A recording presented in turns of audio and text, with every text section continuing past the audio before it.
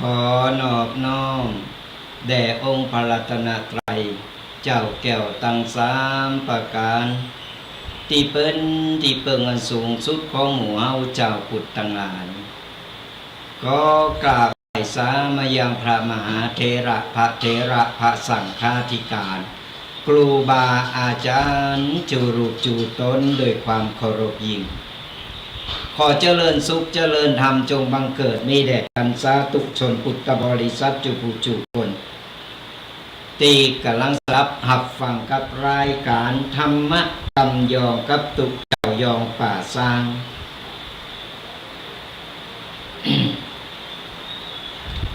เจ้าวันนี้เราก็ได้มาพบปะตักตายกัสถาญาติโยมกันแห่งแล้ววันนี้ตรงกับวันเสาร์ที่11 เมษายนวันปีใหม่เมืองเขาก็มาถึงแห่งแล้วศรัทธาญาติโยมทั้งหลายแปลงจิตแปลงใจใสหืองามเนอะเขาจะได้ ญใหญ่เอาบุญใหญ่กันก็ตอนนี้ห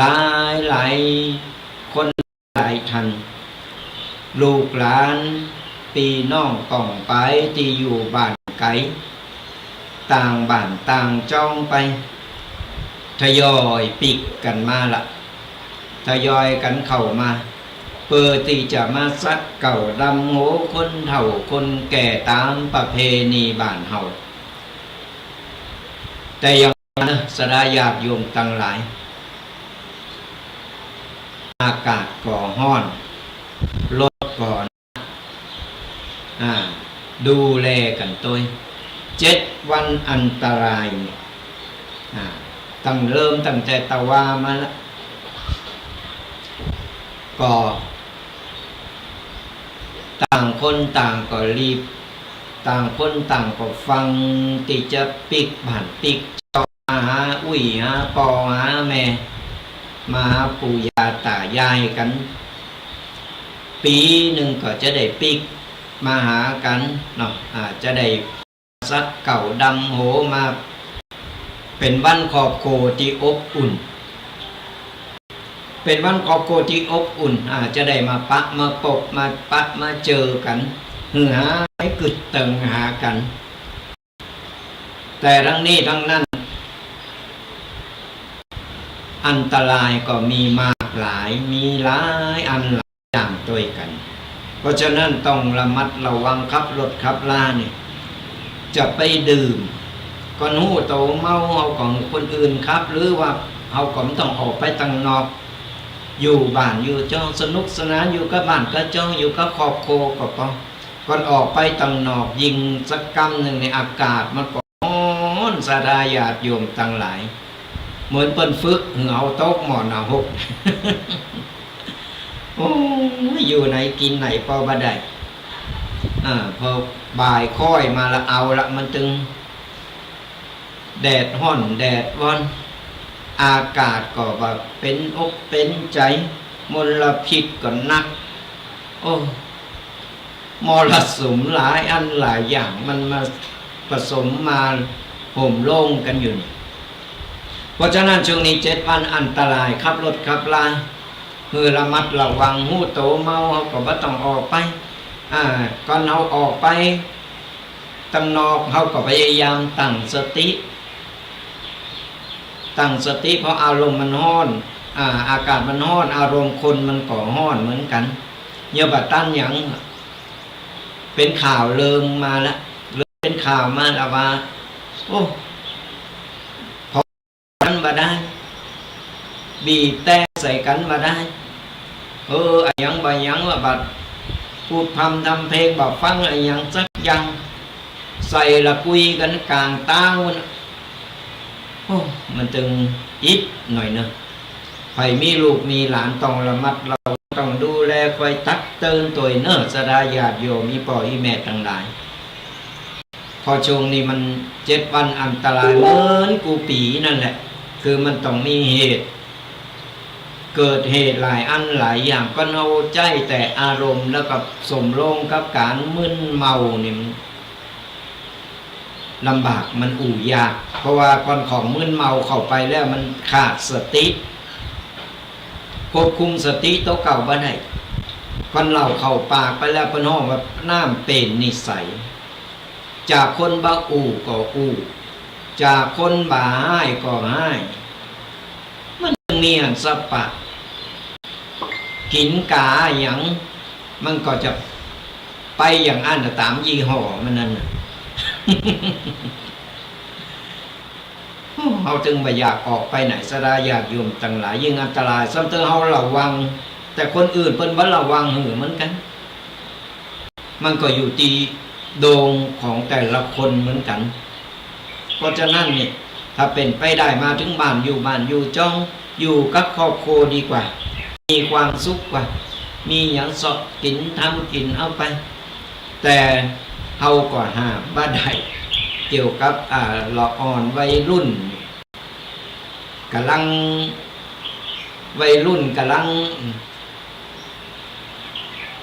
จอดรถจัดเล็ดอย่างเนี้ย มันจึงคุณกอบกันไปออกไปทางนอกเพื่อความสนุกสนานเพื่อความเมาทั้งนี้ทั้งนั้นก็ระมัดระวังเรื่องอันตรายกัน เพราะว่าประเดี๋ยวเป็นเข้มงวดกฎหมายใหม่ก็มาก็เข้มงวดเรื่องของการขับขี่ด้วยตอนนี้ตั้งด่านหลายๆตีแล้วสดาญาติโยมต่างหลายหลายๆจุดหลายๆตีเพื่ออำนวยความสะดวกญาติโยมกันเพราะฉะนั้นแล้วเนี่ยกินก็ปอโคนเล่นก็มอกโมนจะไปเอาน้ำแข็งใส่ถุงใส่นี่แล้วก็เอาไปควางไปปากันโดนโหก็โหแตกเนอะสดาญาติโยมต่างหลายเล่นคือมันเป็นประเพณีคือมันดีมันงามคือมันสมกับที่ต่างประเทศเปิ้นชื่นชมเปิ้นว่าโอ้ประเพณีสงกรานต์บ้านเฮานี่เมื่อยิงโดยเฉพาะในเมืองเหนือเฮานี่เป็นประเพณีที่สวยงามเป็นประเพณีแบบปื้นเมืองเปิ้นมาใจไปสาดกันมาใจไปโหดกันรอตั้งแต่โหลงมานะเปิ้นขออนุญาตกันอูจาปาทีกันดีขออนุญาตปะแป้งขออนุญาตโหดน้ำเนี่ยเปิ้นเอาหล่อหลักบาลงมาคนใดที่เปิ้นสูงอายุก็เอาแปะคือเปิ้นเอาน้ำเอามือนะไปจุ่มในขันแล้วก็เปิ้นก็เอาไปลูบหัวเปิ้นนี่เป็นประเพณีที่ดีงามมาใจว่าไปถึงกับศาสตร์กันบ่ฮู้หน้ามายังเป็นอันยังบ่ฮู้อีลุงตุงนางโอ้ยสำเร็จก็เล่นเพื่อความมันเล่นเพื่อแกล้งคนก็มีมันหลายอันหลายอย่างสลายญาติโยมเพราะฉะนั้นเฮาต้องรักษาประเพณีบ้านเฮาของเฮาเนี่ยคือมันสวยคือมันงามคือมันสมกับที่เปิ้นลำลือกันจะไปเล่นจะไปงดกันแบบเอาเป็นเอาตายโบกความเมามาหน่อยมันจึงงุดงิดและอากาศก่อห้อนมันก็เป็นเริงเป็นเล่ากันไปล้าจีหลายตังยิ่งอากาศร้อนๆอีนะมันงุดงิดง่ายนะขนาดอาตมาภาพนี่นั่งอยู่บ่ได้นี่ก็พัดลมเป็นมุกี่โตเป่ามันก็ไม่ไหลลงหลอกเราก็เลยว่านี่แหละขนาดเฮาอยู่บ่ได้เฮายังงุดงิดถ้าเอาไปเจออากาศร้อนๆตั้งนอกแล้วไปเจออะไรอย่างที่มันขวางหูขวางตาหรือว่าถูกอกถูกใจนี่แหละถึงบอกสตินี่สำคัญที่สุดนะเพราะฉะนั้นแล้วก็ฝากเตือนเราอ่อนบุตรหลานลูกหลานหลายๆคนหลายๆท่านที่กำลังเดินต่างปิกบ้านปิกจอหรือกำลังเดินทางหรือมาถึงแล้วก็ตามฟังรายการแล้วก็รู้ว่าสดาญาติโยมอีปออีแม่ปอแม่อุ้ยฟังรายการแล้วก็เตือนบอกละเอ็กละอ่อนกันตัวบัจจัยอะไรอย่างเพราะว่าก็มันเกิดเหตุขึ้นมาเนี่ยมันจะบะโมนมันจะเป็นเรื่องเป็นเล่าไปสร้างความตุกอกตุกใจแทนตีว่าจะได้มาปิกมาแอวบ้านยังสนุกสนานมาแอวมาหาปอหาแม่หาอุ้ยหาปู่หาตาได้สนุกสนานได้หดน้ำดำโหขอสู่มาลาโทษกันเนี่ยคือมันดีมันงามตามประเพณีกันก็ฝากคือศรัทธาญาติโยมก็ช่วยกันดูแลกันตัวเขาจะไปอาศัยกับตำโนดตั้งนอกลำบากเพราะเพิ่นก็ทำงานนักช่วงนี้เพิ่นทำงานนักกันออกเวรไปดูแลความเรียบร้อยความปลอดภัยแต่ว่าเอาก็ต้องเตือนลูกเตือนหลานเตือนสติคนเขากินแล้วงูว่าเมาแล้วก็ไม่ต้องออกไปนะออกไปปากซอยไปถนนใหญ่ถนนหลวงเอาตึงมีละเจ้าหน้าที่เพิ่นจะคอยเตือนคอยดักก่อนอันไปเสกาปั๊บเห็นมั้ยเสกาปั๊บบอกพ่อมันหยุดรถไว้หลายอันหลายอย่างเพราะฉะนั้นเราอยู่บ้านดีที่สุด มีอย่างก็ซื้อมากินซื้อมาทำกัน เป็นครอบครัวที่อบอุ่นกินภายในครอบครัวเฮามันตึงโมนคนเฒ่าคนแก่เพิ่นก็จะได้อิ่มอกอิ่มใจฮือหายกึดตึงกันเพิ่นกองหาพอหนตั้งนี่แป้งหน้าเศร้าตาเศร้าพอเมื่อใดลูกหลานจะปิกมาแอวหากะกองหากองพออยู่หั่นเพื่อลูกหลานมาปุ๊บมาถึงมายกมือวัดดีเสร็จอย่าบัตันได้อู่บัตันยังกระเป๋าวางปุ๊บเป๋รถออกไปนะไปหาเจ้าหมู่เจ้าฝูงเปิดที่จะสนุกสนานคนเฒ่าก็รออยู่บ้านก๊อกงอกบัตันได้จืนใจบัตันได้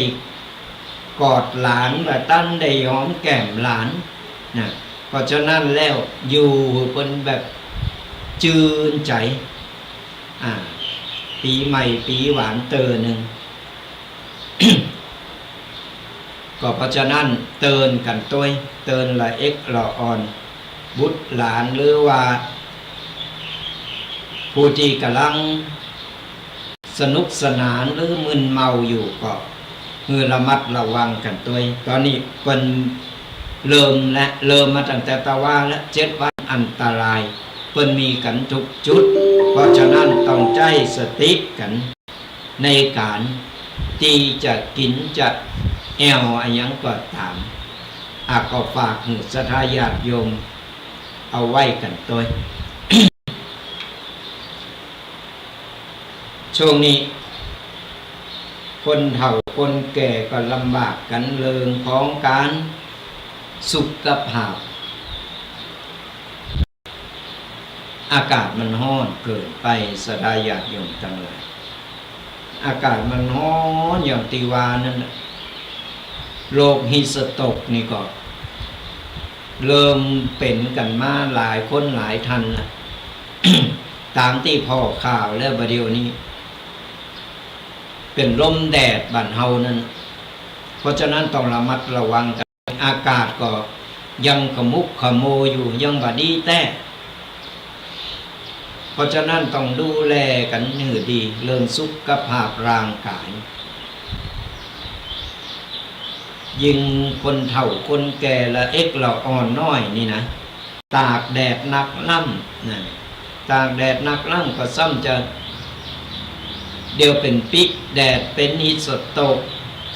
หลายอันหลายอย่างนั่นแล้วบางคนเข้าใจว่าเป็นเรื่องธรรมดานะฮิสโตกนี่นะศรัทธาญาติโยมทั้งหลายก่อนมันจับมันเป็นมาแล้วแก้ไขบัดตั้นทงทีก็ถึงกับเอาชีวิตเลยนะเพราะฉะนั้นเนี่ยระมัดระวังดูแลเล่นก็เล่นพอประมาณจะไปตากแดดล่ำจะไปตากแดดล่ำร่างกายภายในเฮาเนี่ยเฮาพ่อบ่ฮู้มาหันกับภายนอกแต่ภายในมันเป็นมันอย่างมันจะได้บอกได้เตือนออกมาแต่แรกมันจะเป็นมันก็เป็นขึ้นมาเพราะฉะนั้นต้องระมัดระวังกันตัวช่วงนี้มันอันตรายหลายอย่างยิ่งนางสงกรานต์ของเฮาปีนี้ซ้ำเป็นเดาหรือว่าเป็นทำนายเอาไว้ว่ามันเป็นกินเลิศแล้วก็มันเป็นห้อว่ามันอันตรายหลายๆอย่างเดี๋ยวเขาจะยิบยกมามาเล่าให้ศรัทธาญาติโยมได้ฟังกันว่าความเป็นมาเป็นไปของนางสงกรานต์มันเกิดขึ้นอย่างใดมันเป็นไปเป็นมาอย่างใดวันนี้ได้ยิบยกเอามาจะเอามาเล่าสู่ศรัทธาญาติโยมอีปออีแม่ปออุ้ยแม่อุ้ยได้ฟังกันพอสังเกตพอประมาณมาถึงกันละเอียดหนักก็ไปก้อนใกล้เอามาไปเปิดปั๊บก็ตื่นพอก็เฮาสมควรที่จะเอามามาเล่าศรัทธาญาติโยมได้ฟังกันเพราะว่าบางคนเป็นก็บ่ฮู้ความเป็นมาเป็นไปบางคนฮู้แล้วก็ลืมไปก็มี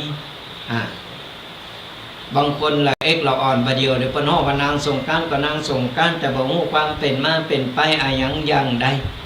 วันนี้ก็ไปก้อนใกล้มาละ ไปเปิดปักกระตื่นมาก็เลยจะเอามาเล่าสู่สดาญาติโยมได้ฟังกัน ก่อนจะฟังก็ไปลืมนะสดาญาติโยมตั้งหลายกดไลค์กดแชร์กดติดตามกับรายการธรรมะกำยองกับตุเจ้ายองปากซางฟังธรรมะสบายสสไตล์ตุปีแดงวัดบากกอกทุกวันเสาร์ตั้งแต่เวลา8 โมงจนถึง10 โมง2 ชั่วโมงเต็มที่เราจะได้มามาตักมาตายมาเป็นกำลังอกกำลังใจกันทุกวันเสาร์ก็เอาบัติดการติดงานแบบมีกิจนิมนต์ที่ไหนเราก็จะได้มา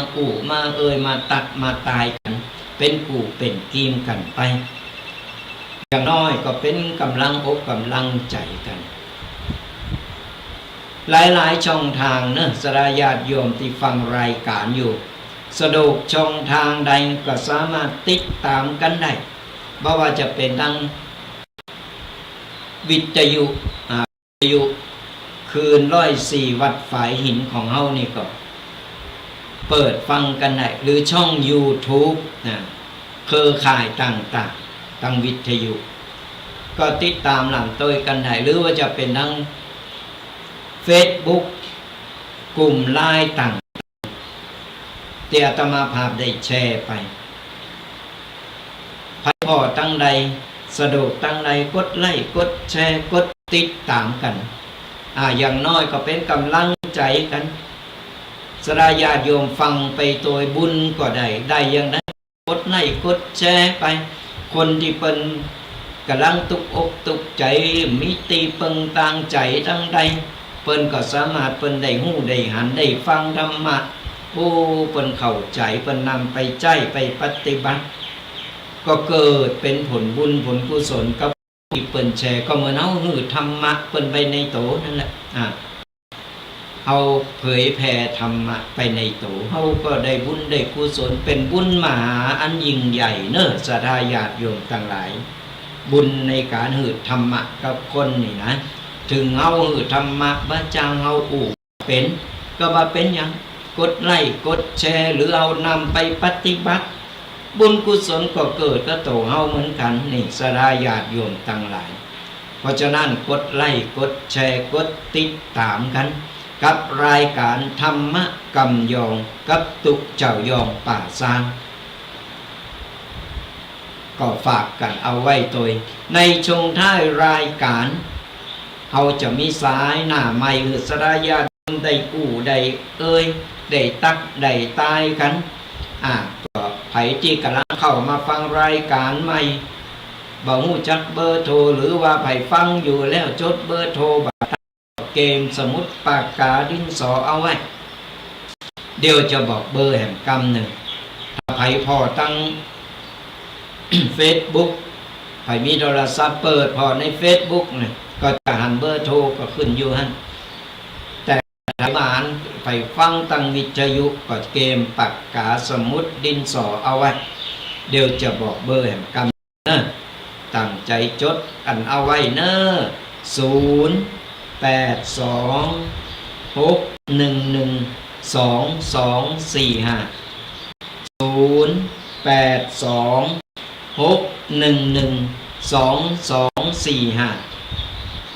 ดกันตั้งก็จะได้ญาติโยมทั้งหลายบอกแหมรอบหนึ่งไปจดบัตรตันจะบอกจ้าเนอะ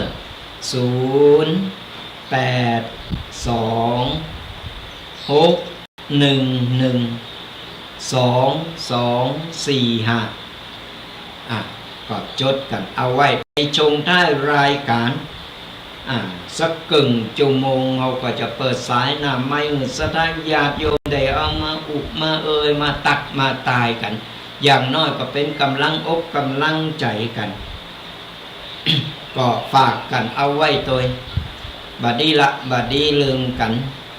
เป็นกูเป็นกิมเป็นกัลยาณมิตรที่ดีต่อกันเป็นญาติธรรมตัวกันกับรายการธรรมะกำยองฟังธรรมะสบายสไตล์ตุกปีแดงวัดบากกอกทุกวันเสาร์เนอะ เอาละสลาญาติโยมตั้งหลายวันนี้เขาก็จะให้มันเข้ากับบรรยากาศหน่อยก็เลยหยิบยกไปสอบไปหาเอามากระลังใดมานี่ก็เอามาก็เลยจะเอามาเล่าสลาญาติโยมได้ฟังกันเกี่ยวกับเรื่องของนางสงกรานต์ประวัติความเป็นไปเป็นมาของนางสงกรานต์มันมาอย่างใดมันเป็นไผมาอย่างใดแล้วเอาลูกที่ไหนมาแล้วจือตึงมดตึงมนมาจากไหนนี่วันนี้จะมาขายข้อของใจนึกศรัทธาญาติโยมได้ฟังประดับเป็นความหู้และจะได้เวลาลูกหลานเพิ่นถามนางสงกรานต์ไผเป็นลูกเต่าเล่าไผแล้วเพิ่นเอามาเพิ่นหู้จักจือได้อย่างใดนี่เฮาก็จะได้มีคำตอบหือกันละเอกละอ่อนรุ่นลูกรุ่นหลานก่อนลูกหลานถามนางสงกรานต์เป็นไผบ่ฮู้นะลูกเต่าเล่าไผเดี๋ยวมันจะขายขี้หน้าเพิ่นเพราะฉะนั้นฟังและก็จำจือมันอาจจะยากหน่อยอาจจะยากหน่อยเพราะว่าเฮาบ่คุ้นเพราะว่าปีนึงก็มาจือนึงปีก็มาจือนึงวันนี้ก็จะบอกโดยรวมฟังไปพอประดับความรู้อย่างน้อยเฮาก็จะได้มีคำตอบต่อเพื่อลูกหลานของเฮาได้เวลาลูกหลานมันถามเรื่องก็มีอยู่ว่า มีเศรษฐีคนหนึ่งสลาญาติโยมตั้งหลายเศรษฐีคนนี้บ่มีบุตรบ่มีลูกใครได้ลูกแต่เน้อก็บ่มีก็เลยไปบงสงขอบุตรหรือว่าขอลูกนี่จากพระอินทร์แล้วก็พระจันทร์พระอาทิตย์แล้วก็พระจันทร์สุมาอาภัยตัว ไปบงสงขอบุตรจากพระอาทิตย์แล้วก็พระจันทร์ไปหาเคืองบงสงอายังเรียบร้อยเสร็จไปบอกไปกล่าวไปขอลูกใครได้ลูกคนสมัยก่อนเปิ้นอันดูเวลาเปิ้นบ่มีลูกเปิ้นใครได้เนี่ยเปิ้นไปขอไปบนบานศาลกล่าวเศรษฐีคนนี้ก็เหมือนกันห่างโคเกมของเรียบร้อยเสร็จก็ไปขอบุตรขอลูกเนี่ยจากพระอาทิตย์แล้วก็พระจันทร์จนกระทั่งนี่ขอไปเรียบร้อยปุ๊บอยู่ได้บ่เมินมานะเศรษฐีคนนี้ก็ได้มีลูกขึ้นมานั่นหลังจากมีลูกเรียบร้อยมีลูกออกมาเป็นบุตรหรือว่าเป็นลูกชายลูกกระจายเนี่ยก็เลยตั้งชื่อว่าธรรมบาลกุมารธรรมบาลกุมารนี่ตั้งแต่เกิดมาเป็นคนที่เฉลียวฉลาดลักแหลมมีความสามารถพิเศษเห็นหูจบไตเพศหรือว่าสามารถฟังภาษาสิ่งสาราทรัพย์ต่างๆได้ตั้งแต่อายุ7 ขวบนี่ความสามารถของธรรมบาลกุมารชื่อเป็นธรรมบาลกุมารเป็นลูกของเศรษฐีที่ไปขอมาจากพระอาทิตย์กับพระจันทร์นะก็เลยตั้งชื่อว่าธรรมบาลกุมารอายุ7 ขวบมีความรู้ความสามารถภาษากูยังภาษาสาราสัตว์อ่านออกฟังได้หมดในเมื่อมีความเก่งอย่างอันแล้วเนี่ยจือเสียงก็ระบือไก่ไป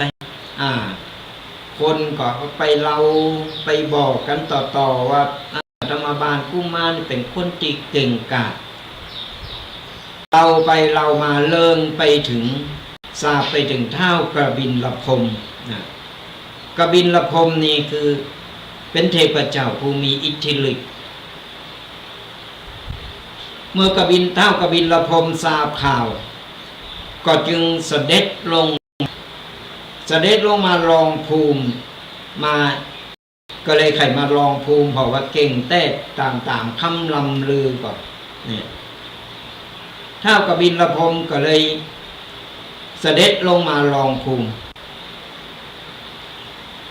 โดยการตั้งคำถาม3 ข้อมาลองภูมิธรรมบาลกุมารนี่นะท้าวกบิลพรหมมาลองภูมิธรรมบาลกุมารถาม3 ข้อด้านแหละถามว่ามันเก่งแต้ก็วายธรรมบาลกุมารเนี่ยเก่งสมคำลำลือแต้ก็ได้ตั้งคำถามขึ้นมา3 คำถามแต่มีเงินไขว่าถ้าไข่แป้งหรือว่าบ้านเฮาเนี่ยก็เรียกว่าก้านถ้าไผ่ก้านเนี่ยคนนั้นต้องตัดโหโตเก่าเนี่ยเป็นเริ่มพันกันเลยนะคือตัดคอโตเก่าเนี่ยคือโตเก่าตัดคอโตเก่าวางเลยถ้าไผ่ก้านนี่นะตอบคำถามว่าถูก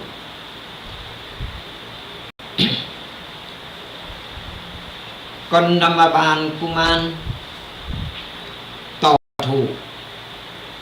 ธรรมบาลกุมารจะต้องตัดโหโตเก่าแต่ถ้าท้าวกบิลพรหมตอบว่าถูกท้าวกบิลพรหมก็จะสละโหโตเก่าเหมือนกันนี่ในเมื่อต้ากันขึ้นมาแล้วศรัทธาญาติโยมทั้งหลาย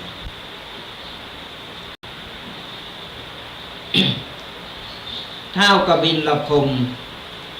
ก็เลยตั้งคำถาม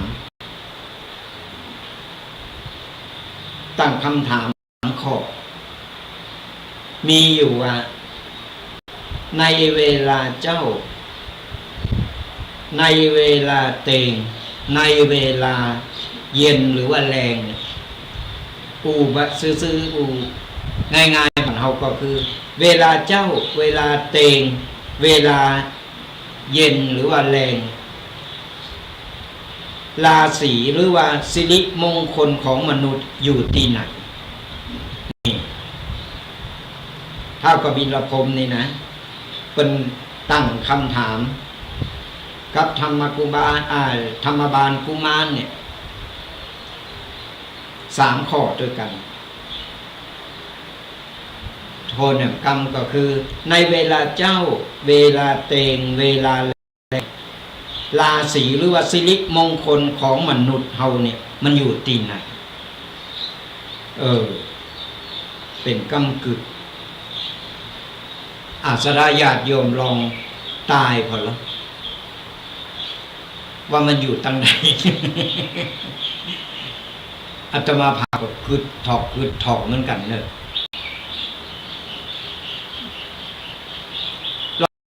บอกว่าตอนเจ้าตอนเองตอนแรงเนี่ยราศีของเฮาเนี่ยมันอยู่ที่ไหนของมนุษย์กูคนมันอยู่ก็ใจในร่างกายเฮานี่แหละแต่ว่า3 โชงเนี่ยมันอยู่ตั้งใดนี่ธรรมบาลกุมารกึดถอกก็เลยว่าตอบกับไอ้ท้าวกบิลพรหมไปว่าข้าน้อยขอเวลา7 วันและจะมาหือคำตอบนั่นในเมื่อท้าวกบิลพรหมฟังธรรมบาลกุมารขอเวลา7 วันและจะมาหือคำตอบ3 ข้อจากนั้นธรรมบาลกุมารก็ไปเป็นกำกึดนอนกึดถอกอยู่ถึง6 วันศรัทธาญาติโยมทั้งหลายถึงวันที่6แล้ววันภูกต้องไปหือคำตอบ ธรรมบาลกุมารก็เลยกึดไหนว่าใดไหนก็เลยหนีไปนอนตรงปื้นต้นตาลปื้นเก้าตาลบ้านเฮา ก็เลยไปนอนมือไก่หน้าผากปกขาเต็มง่อนอากาศมันร้อนก็เลยไปนอนอยู่ปื้นเก้าตานระหว่างที่นอนเป็นกำกึดอยู่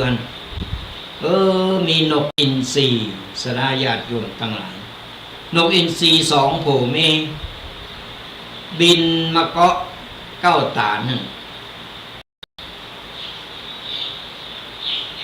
บินมาเก้าตาน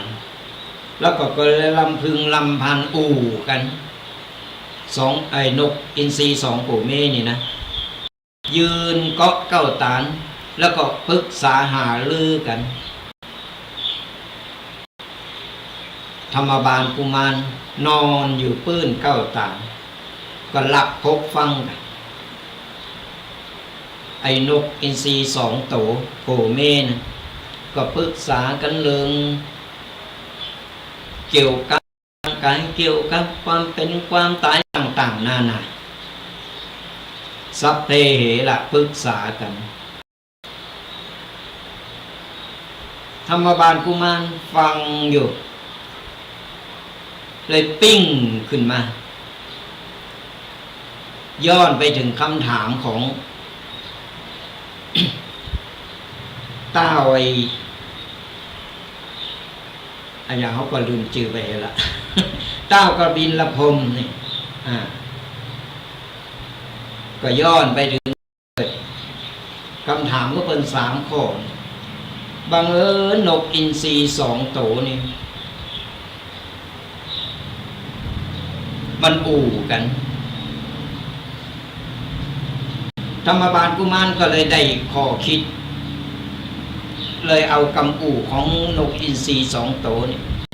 เอามาพิจารณาเอามาประมวลรวมกันแล้วก็เลยได้ข้อคิดขึ้นมาปิ้งขึ้นมาปั๊บวันที่7ครบรอบก็ต้องไปหาคำตอบกับท้าวกบิลพรหมธรรมบาลกุมารก็เลยไปเข้าเฝ้าครบวันที่7ครบ7 วันวันนี้จะมาหาคำตอบกับไป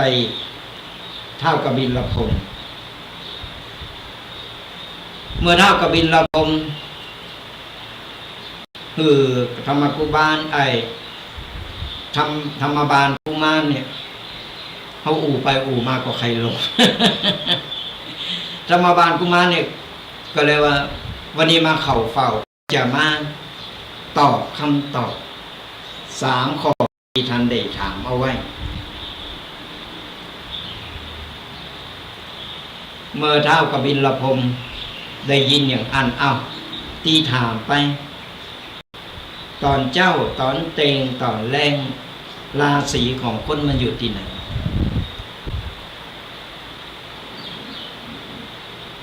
สราญาติโยมกึดออกหรือยังฟังไปกึดออกกันหรือยังมาอยู่ตั้งใดก็ได้จะมาตอบว่ามันตรงก่อนตรงกับสราญาติโยมอีปออีแม่ได้กึดกันเอาไว้ก่อนคำตอบก็คือธรรมบาลกุมารก็เลยยกมือไหวแล้วก็ตอบท้าวกบิลพรหมว่าตอนเจ้าไปฟังโทรมาเตอร์นะตอนนี้ยังติดสายอยู่ตอนนี้กำลังจัดรายการเดี๋ยวจบรายการแล้วไปโทรกลับมาเนี่ยมันไม่ได้อัธรส เอายังมาเปิดสายหน้าไมค์เตอร์เนอร์วันนี้สนาญาติโยมมาเจ้า คนรอฟังคำตอบก็รออยู่ก็เลยธรรมบาลกุมารก็เลยตอบเท่ากบิลพรหมว่าตอนเจ้าราศีเฮาอยู่ตีนนานั่น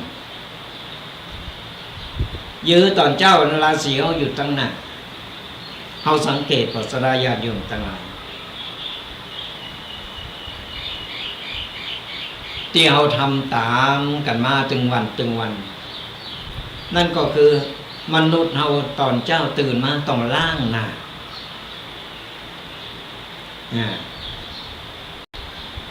แล้วตอนเตงราศีเขาอยู่ที่ไหน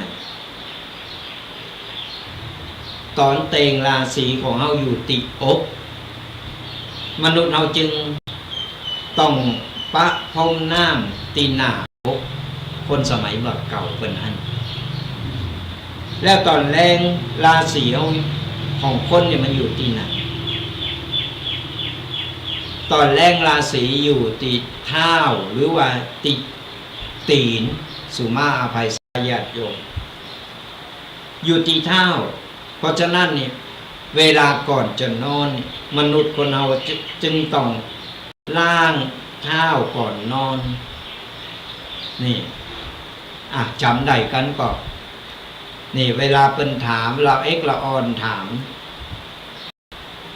ตอนเจ้าราศีอยู่ตีหน้า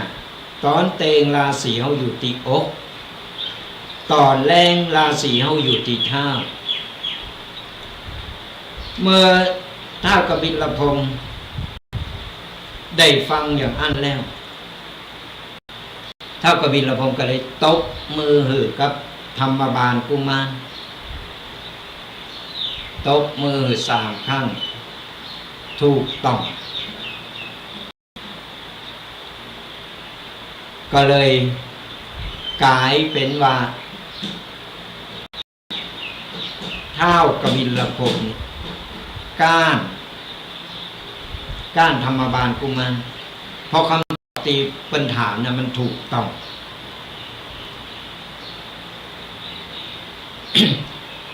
หลังจากนั้น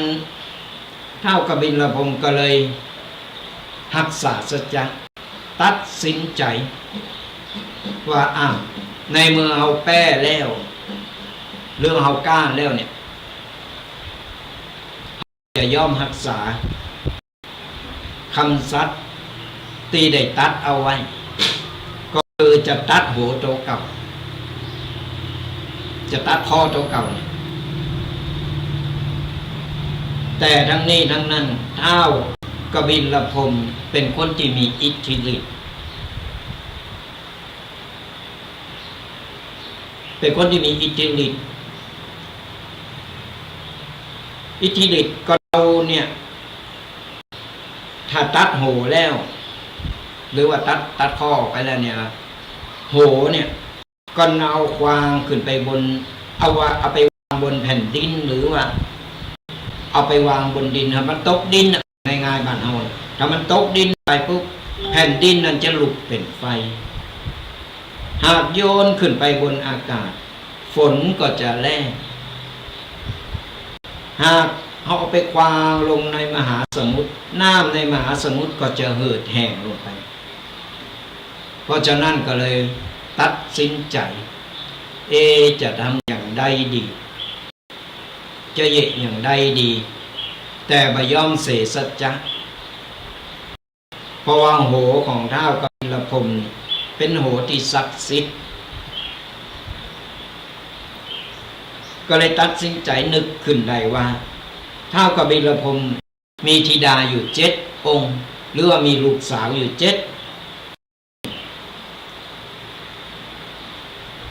เมื่อนึกถึงธิดาหรือว่าลูกสาวถึง7 คนก็เลยห้องกันมาหมดห้องธิดาถึง7เนี่ยมาเข้าเฝ้าก่อนที่จะตัดหัวเก่าตามสัจจะก็เลยห้องมาสั่งเสมาถึงก็เลยบอกว่าธิดาทั้ง7เอ้ยตอนนี้ปอเนี่ยจะตัดคอตัวเก่าตามสัจจะเพื่อรักษาสัจจะตัวเก่าเอาไว้แต่ถ้าโหของปอเนี่ยตกลงไปดินแผ่นดินจะลุกเป็นไฟก้อนเอาโหงหรือว่าเอาโยนขึ้นไปบนอากาศฝนฟ้าก็จะแรงจะแห้งแล้งก้อนเอาไปควางลงมหาสมุทรมันก็จะเหือดแห้งก็เลยตีห้องธิดาหรือลูกสาวตั้งมาบอกกล่าวกันก็เลยหือธิดาทั้ง7เนี่ยเอาพานลองหับเอาว่าหือไปตกไปตั้งใดจากนั้นธิดาทั้ง7เลยเอาพานมาท้าวกบิลพรหม ก็เลยเอามีดตัดสินใจเอามีดปาดคอตัวเก่าตัดโหแล้วคือที่เป็นเจ็ดเนี่ยเอาโหไปวางบนพานจากนั้นแล้วธิดาจึงเจ็ดเนี่ยเอาโหเนี่ยไปประดิษฐานไว้ตีธรรมคันททุรีหรือว่าเขาไกลลานี่ความเป็นมาเป็นไปเปิดอย่าบาจบเตอนาสลายญาติโยมตั้งหลายเหือไปรักษาไว้ในธรรมที่เขาไกลลาเอาไปทำคุณบางทีมันตกไปตังใดตังหนึ่งบาจะจากความเดือดร้อนในความซื่อสัตย์หรือว่ารักษาสัจจะเท่ากับบินละผมเลยทำตามตีใดรักษาสัจจะเอาไว้ อันนี้เราจะกล่าวมาถึงเรื่องของธิดาตั้งเจ็ดของเท่ากบินละผมนี่แต่ละคนเนี่ย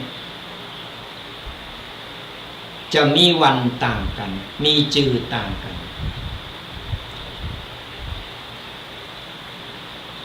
และก็เป็นตีมาตีไปของนางสงกรานต์ทุกปีของเฮาว่าเปิ้นเอาชื่อมาจากไหนเป็นไผมาอย่างใดนี่นางสงกรานต์แต่ละปีเนี่ยเป็นธิดาของเท้ากบิลพงษ์ที่เป็นตัดคอเนี่ยแต่ละคนก็จะมีชื่อต่างกันแล้วก็มีประจำวันแต่ละวัน7 วัน7 คนไผ่ตรงกับวันใดก็ฟังกันเอาไว้นางตีหนึ่งชื่อนางทุงสะเทวีอันนี้ประจำวันติดประจำวันติดก็จะทัดดอกไม้ทับทิมทัดดอกทับทิมประดับเครื่องประดับปัทมราคะปัทมราคะเครื่องประดับเป็นอย่างไรเอาก็บอกงูอาหารเพิ่นจะเป็นอาหารเป็นผลมาเดอมือขวาจะถือจักมือซ้ายจะถือสังพาหะหรือว่าตีเปิ้นขี่นั่งมานั่นก็คือตีประจำโตเปิ้นก็คือขุดพญาขุดนั่นนางตีสองนางโคราดะเทวีอันนี้ประจำวันจันทร์เนอะสดาญาติโยมทั้งหลายวันจันทร์นี่เป็นทัดดอกปี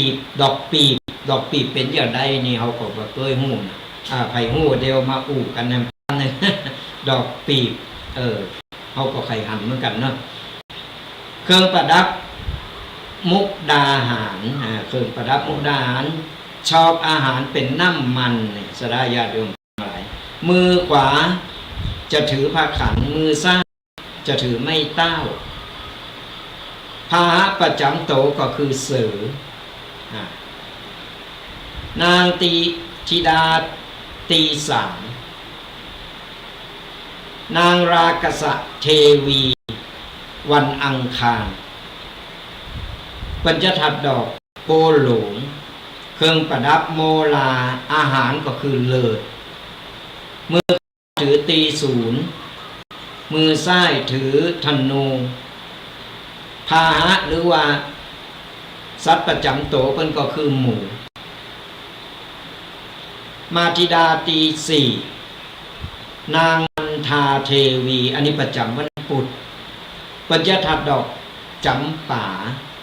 เครื่องประดับไพฑูรย์อาหารนี่เป็นนมเนยมือขวาจะถือเล็กแหลมมือซ้ายจะถือไม้เต้าพาหะคือลาธิดาคนตีคนตีห้าสดาญาติโยมทั้งหลายชื่อว่านางกิรินีเทวีอันนี้ประจำวันพัดทัดดอกมณฑาเครื่องประดับมรกตอาหารนี่คือโถงา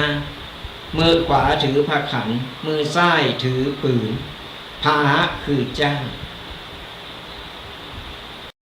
ธิ ธิดาที่6นางกิมิทาเทวีตรงกับวันศุกร์ธิดาประจำวันศุกร์ทัดดอกจงกรณีเครื่องประดับบุษราคำอาหารเป็นกล้วยเป็นน้ำมือขวาถือผ้าขันมือซ้ายถือพิณพาหะคือมหิงสาหรือว่าควายองค์สุดท้ายธิดาองค์สุดท้ายนางมโหธรเทวีมโหธรเทวีตรงกับวันเสาร์อันนี้ถัดดอก3 หาว3 หาวหรือว่าพักตบชวาลเครื่องประดับนินรัตอาหารเนื้อทรายมือขวาถือจักรมือซ้ายถือตีศูนย์พาหะคือนกยุงเนี่ยตึง7 องค์นี่สดาญาติโยมต่างหลายธิดาเพิ่นมีที่มาตีไปของเพิ่นเนี่ยทีนี้เป็นลูกหลานถามเขาก็จะได้ตอบได้ละตีมาตีไปของนางสงกรานต์เป็นไผมาเป็นอย่างใดเขาก็จะได้ตอบได้เป็นธิดาของท้าวอะไรอย่างนึกได้ก่อน ลืมไปเหละว่า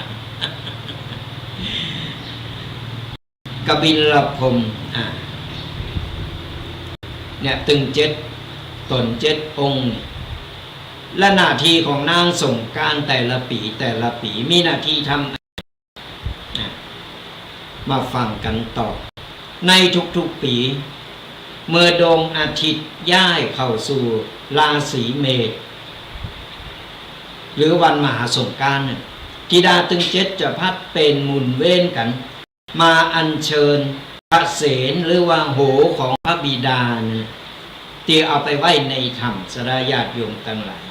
ปีหนึ่งก็คนหนึ่งปีหนึ่งก็องค์หนึ่งหมุนเวียนกันอยู่7 คนด้วยกันมาอัญเชิญพระเศียรของพระบิดาออกไปแห่รอบเขาพระสุเมนวันเวลาถึงวันมหาสงกรานต์นางสงกรานต์แต่ละตนเนี่ยที่พัดเป็นหมุนเว้นกันไปเนี่ยก็จะมาอัญเชิญพระเศียรที่ของปอตัวเก่าที่เอาเก็บไว้ในถ้ำเอาออกมาแห่รอเขาพระสุเมนโดยแต่ละนางจะเป็นตัวแทนของแต่ละวันในสัปดังเตียวได้หันมาตึงกูปีนั่นนี่คือหน้าที่ของธิดาตึง7และเป็นตีมาตีไปของ เป็นที่มาที่ไปของนางสงกรานต์เนี่ยก็สดาญาติโยมคงจะพอเข้าใจจะหู้ว่าตีมาตีไปเป็นอย่างไรและนางสงกรานต์ประจำปีของปีนี้2569มีนามว่านางอากษเทวีตีได้กล่าวไปเยอะต้องเป็นนางรักษาเทวีเนื่องจากวันมหาสงกรานต์ในปีนี้ตรงกับวันการตี14 เมษายนก็คนน้องวันการคนตี3ชื่อว่านางรากษเทวีเป็นนางสงกรานต์ของปีนี้เพราะว่ามันตรงกับวันอังคารก็เลยมีพาหนะเป็นหมูนางหมูมาลักษณะของนางสงกรานต์ปีนี้เครื่องแต่งกายทรงพาหุลัดทัดดอกโบหลวงอาภรณ์เป็นแก้วโมลาอาวุธพาหัตถ์ขวาหรือว่ามือข้างขวาถือตีศูนย์พาหัตถ์ซ้ายทรงธนู2 หรือว่ากำธนูอาหารตีเสวยปีนี้ถึงบอกว่ามันห้อนแห้งชอบเสวยโลหิตหรือว่าเลือดนั่นเองเป็นอาหารศรัทธาญาติโยมต่างหลายฟังจื่อคนลูก พาหะหรือเสด็จมาในอิริยาบถที่เสด็จยืนเหนือหลังวลาหะหรือว่าหมูป่าคำทำนายปีนี้ก็เลยบอกว่าตั้งฝ่ายโหรพราหมณ์เนี่ยทำนายปีนี้จะมีเกณฑ์น้ำน้อยฝนตกบัดสม่ำเสมอเกณฑ์ธัญญาหารวิบัติเข้ากาในไหนาเนี่ยจะได้ผลกึ่งหนึ่งเสกึ่งและระมัดระวังเรื่องอัคคีภัยและสภาพอากาศที่ร้อนจัด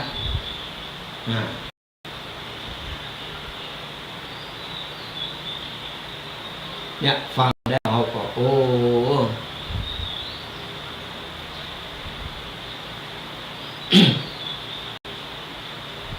สลายญาติโยมทั้งหลายอีปออีแม่ทั้งหลาย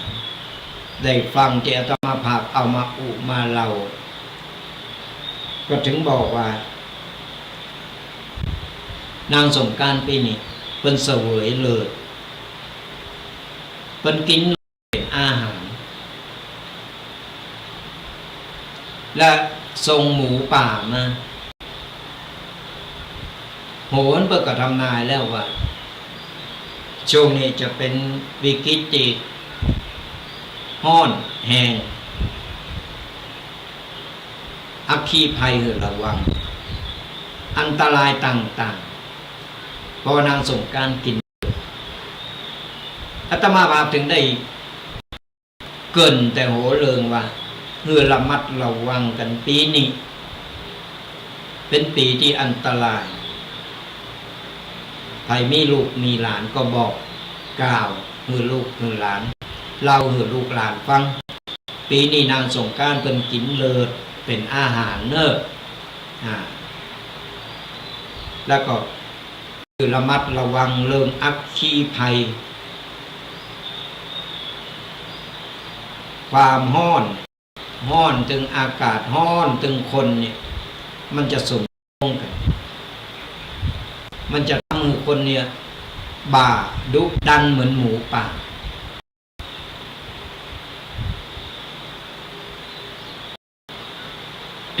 ฟังแล้วก็โอ้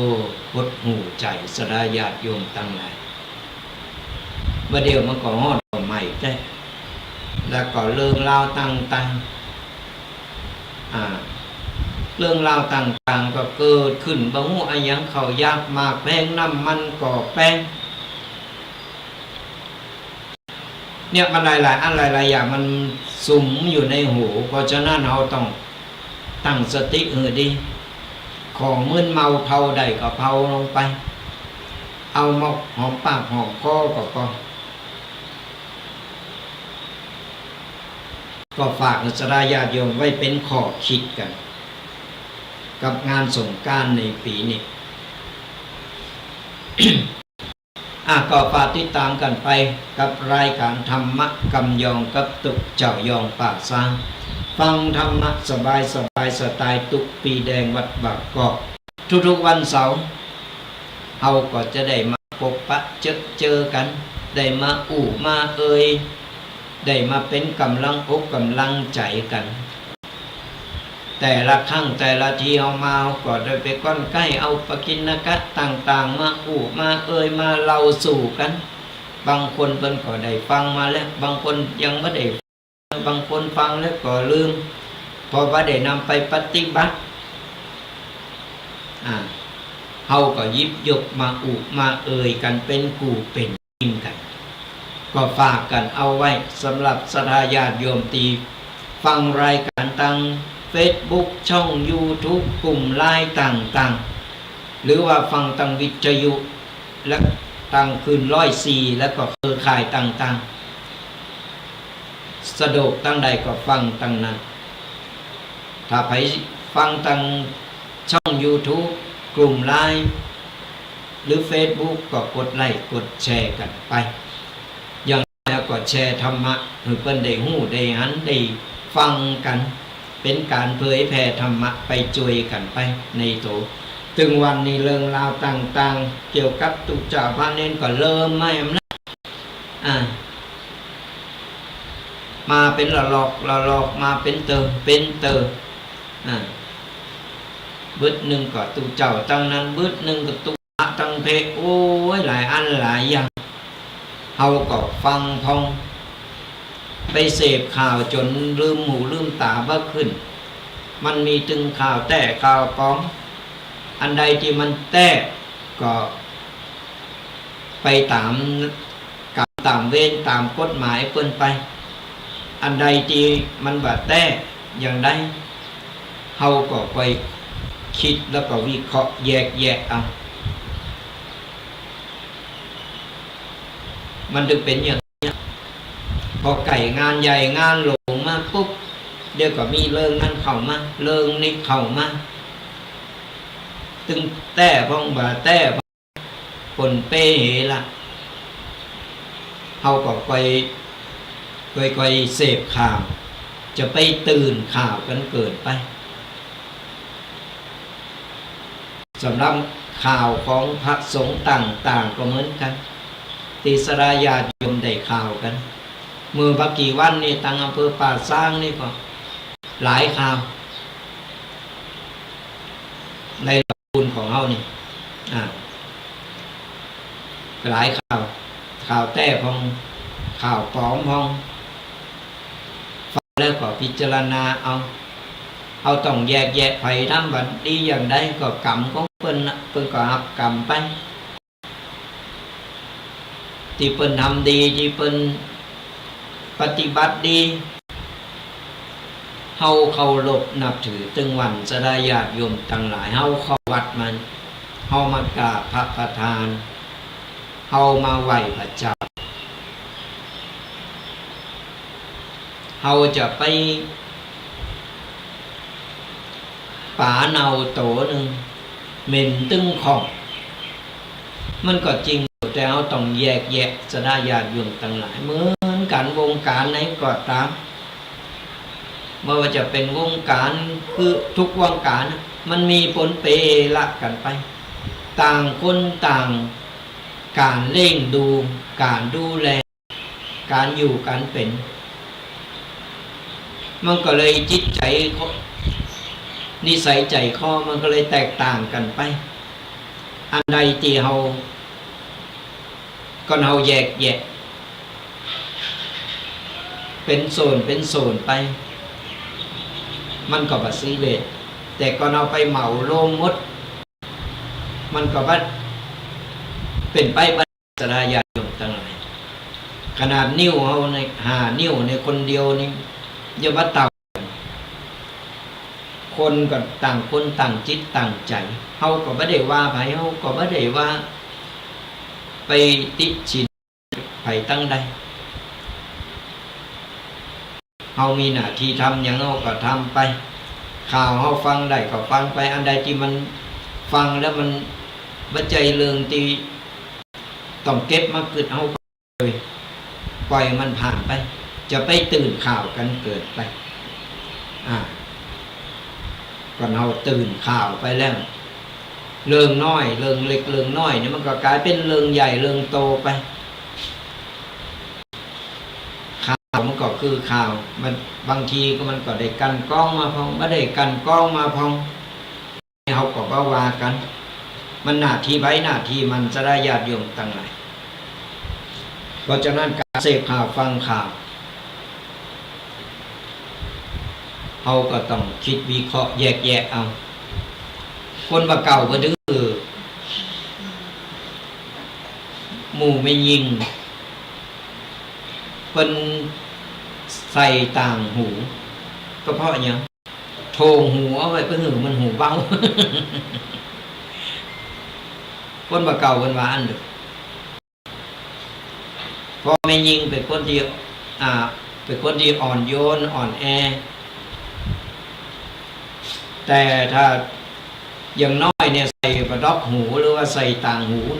ตุ่มหูนี่มันก็ยังแกว่งไปแกว่งมามันยังเตือนสติเอาเตือนหนึ่งเอาอย่าหูเบาเนอะจะไปหูเบาเนอะ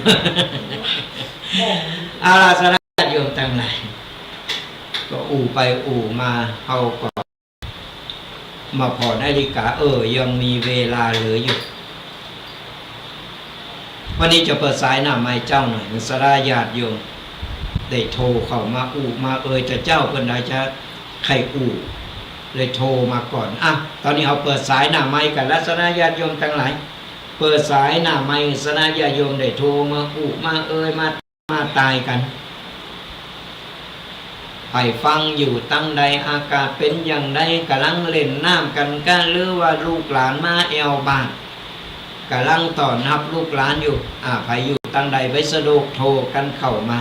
0826112245โทรมาอุมามาตักมาตายเป็นกำลังอกกำลังใจกันไปฟังอยู่ตั้งใดมาแล้ว FC คนแรกเนี่ยเคยผ่านกันเลยก็อนุญาตนะจะเลินก่อนมาแล้ว FC วันนี้นัมเบอร์วัน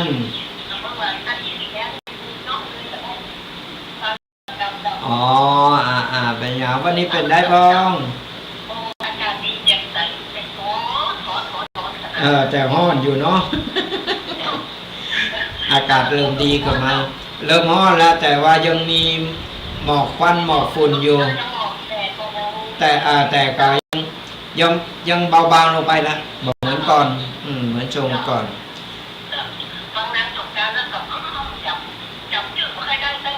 จำชื่อว่ากระไดมันมึนๆนิดเดินขนาดตู้เจ้าก็ยังตะกุกตะกักจือเพิ่นเอามันบักคุ้นเนาะเดี๋ยวแต่อย่างน้อยก็ได้ฮู้แล้วที่มาที่ไปของนางสงกรานต์ปีนี้ก็อย่างไรก็ระมัดระวังกันตัวเนอะ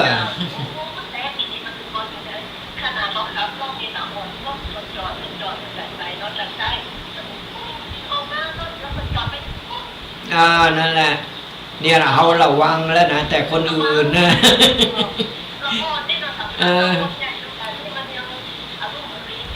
ใจ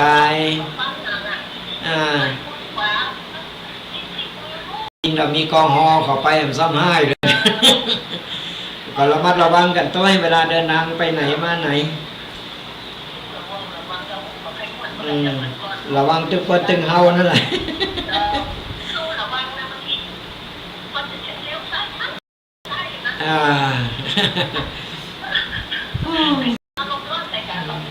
ใจพยายามสตินะจะไปมันอากาศมันร้อนแล้วก็ใจร้อนตัวยังมันจึงเป็นเรื่องเป็นราวทุกมือละเป็นกำลังใจกัน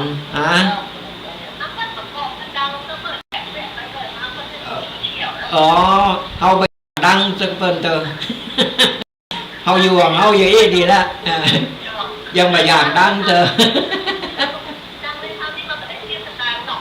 ใจphải thầy đang ở phần sen với còn thầy vẹt maอยู่นี่เอายังยุ่มใส่ยุ่มปุ่มอยู่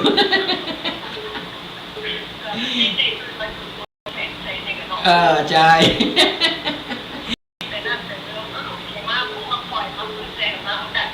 ใจจ้ะ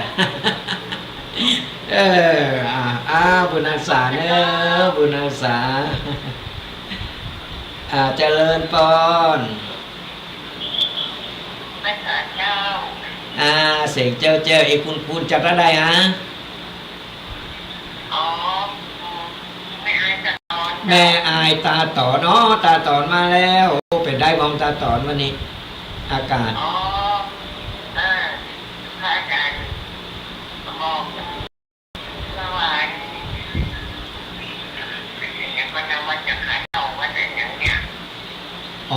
ต้องปุ่น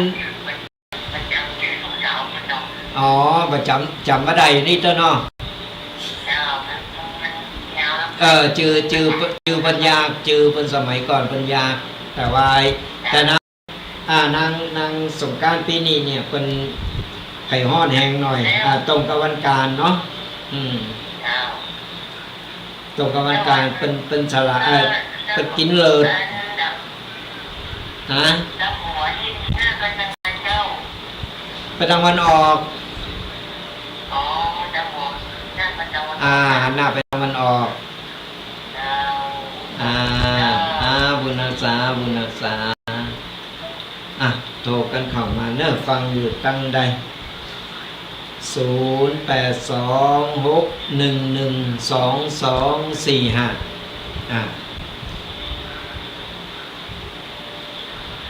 ฟังกันอยู่ตั้งใดก็โทรกันเข้ามาอุมาเอ่ยมาตักมาตายกันแต่เจ้าโยมแม่เพิ่นว่าเพิ่นบ่อยากดังเถอะแวดหน้าแวดหลังอยู่ปล่อยเพิ่นดังไปก่อนเถอะเฮาดังอย่างนั้นเฮาเบานะขออยู่แบบเอียดอยู่แบบง่ายๆมีธรรมะมีสระญาติโยมเป็นกูเป็นกิ้มกันไปโอ้อูโนโหโมนกันเป็นกำลังอกกำลังใจกันใครทำอย่าได้ก็เริงของเปิ้นนะปล่อยเปิ้นไปเฮาอยู่แบบหลากหยาของเฮานี่แหละเป็นตู้เจ้าธรรมดาบ่ต้องไปเด่นไปดังอย่างอั้นมันก็อย่างว่านั่นก็ถึงบอกว่าสดาญาติโยมต่างหลายถึงบ่ได้บอกกับสดาญาติโยมเอาไว้ว่ากูสิ่งกูอย่างเฮาอยู่แบบป้อเปงของเฮาอยู่แบบป้อเปงมีเตาใดก็กินเตาอันเฮาจะไปโลภโมโทสันหันเปิ้นมีก็ไข่มีหันเปิ้นได้ก็ไข่ได้หันเปิ้นถูกหวยก็อิจฉาริษยาเปิ้นอันนั้นมันเป็นบุญเก่าของเปิ้นเปิ้นได้สร้างได้หลายภพหลายชาติบุญเก่าบุญนี่เปิ้นก็เลยมาตอบแทงเปิ้นหมดบุญเก่าเปิ้นบุญที่เปิ้นได้สร้างมาปุ๊บเปิ้นก็จะมาโตยใจก่อนเฮาใครถูกรางวัลทีหนึ่งเหมือนเปิ้นเฮาพยายามหือตามนักสนาญาติโยมต่างหลายเปิ้นถึงบอกว่ายิ่งหือก็ยิ่งได้ยิ่งเฮาทำบุญเฮาก็ยิ่งได้บุญกุศลก็จะเกิดกลายเป็นบารมีแล้วก็มันจะส่งผลให้เฮามีอำนาจวาสนาสั่งสมบุญกันไปวันใดวันหนึ่งมันก็มาถึงเฮาก็เฮาสั่งสมบุญเฮาคิดแต่เอาทำดีไผจะฮู้จะหันบ่หันก็จ้างมันไผว่าเฮาอยากได้ก็จ้างเพิ่นเพราะว่าเฮาคนเดียวนี่จึงมันถูกอกถูกใจคนนั้นคนนี้ถูกใจหมดโทโลกมันเป็นไปบ่ได้มันมีถึงคนหักคนจังเฮาก็มีคนหักเฮาก็มีเพราะฉะนั้นเฮาทำโตของเฮาเป็นโตของเฮาดีกว่าเป็นโตตนของเฮาเนี่ยดีแล้วก็เฮาฮู้โตว่าดีนะไผจะสรรเสริญเยินยอไผจะมาหือถ้วยรางวัลหือโลรางวัลหยังก็ตามหรือบ่หือหรือไผจะพอจะดูถูกดูแคลนเฮาอย่างใดก็ตามเฮาฮู้ว่าเฮาทำดีโตเฮาเองนั่นแหละตีหูดีเพราะฉะนั้นไปแคร์ต้องไปสนใจเมื่อต้องไปโลนงานจ้างขี่ก็ขี่โต้ยจ้างสุมาอภัยสลายยากอยู่บางคนก็กินข้าวกันอยู่กันเนี่ยจึงบอกว่าเฮาอยู่แบบเพราะเพลงของเฮาวันใดวันหนึ่งก็ถึงเป็นวันเฮาเป็นวันของเฮาสักวันหนึ่งแหละมันก็จะมาถึงเฮาทำได้เท่าใดก็ทำตามวิถีชีวิตของเฮายิ่งเก่ากระโดดเพื่อหวังลำหวังรวยตังหลัดหลายอย่าง สุดท้ายมามันก็เกิดความผิดพลาดก็เลยกลายเป็นเรื่องเป็นเล่าวมาเนี่ยมันเป็นอย่างที่เราทำตามที่เราพอทำได้ว่าต้องไปรู้ไปญาติอันใดที่มันเป็นของเราสักวันมันก็มาหาเราเองอันใดบัจจัยมันก็บัจจัยไปรู้ไปญาติไปชกชิงดึงราวเอามามันก็บัจจัยมันถึงมันจะได้มากกว่าโชว์ข้างโชว์คราวแล้วมันก็จะหายไป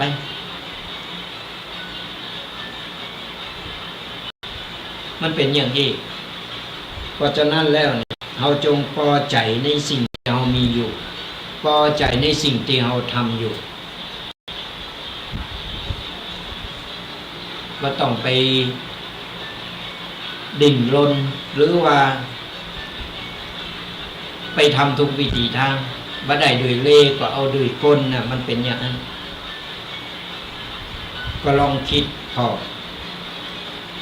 อย่างสมาภาพได้บอกแล้วว่าทุกๆวงการมันมีกันหมดทุกวงการมันมีกันมีทั้งดีบ่ดีปนกันไปขนาดโตเฮาเองเรามาย้อนบ่โตเฮาว่าขนาดเฮาคนเดียวในรางเดียวในคนเดียวเนี่ยมี2บุคลิก2บุคลิกอย่างนั้นมีดีมีห้าอยู่ในโตจะให้หนักให้หน่อยก็อยู่ที่สถานการณ์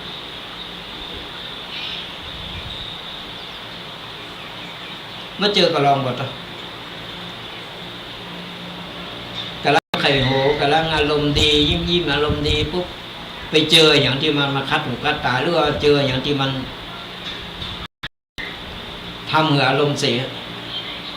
มันก็จะเป็นในทันทีเหมือนกันนี่แหละถึงบอกว่าคนเรามันมี2อย่างด้วยกันที่อยู่ในร่างกายของเรา2บุคลิกที่อยู่ในร่างกายของเราของคนต่อคนบึดให้บึดดีแต่มันต้องควบคุมด้วยสติสัมปชัญญะเขาหู้โตของเขาเสมอแล้วก็เขาต้องควบคุม2รางเนี่ยที่อยู่ในร่างกายของเขา2บุคลิกเนี่ยว่าดีให้เนี่ยจะเอาตัวได้ออกมาใจ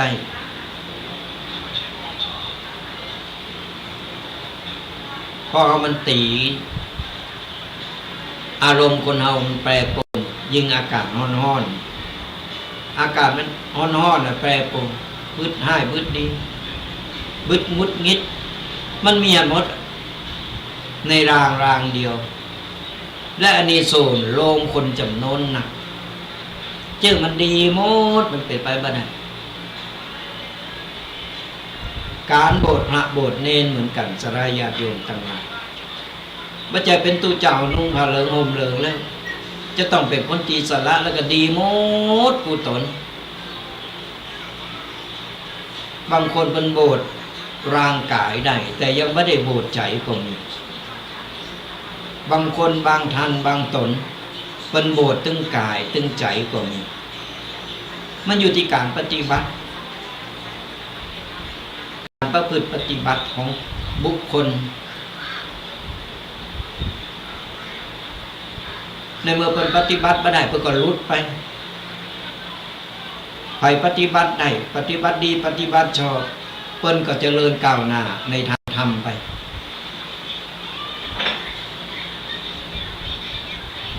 เพราะฉะนั้นเราต้องแยกแยะว่า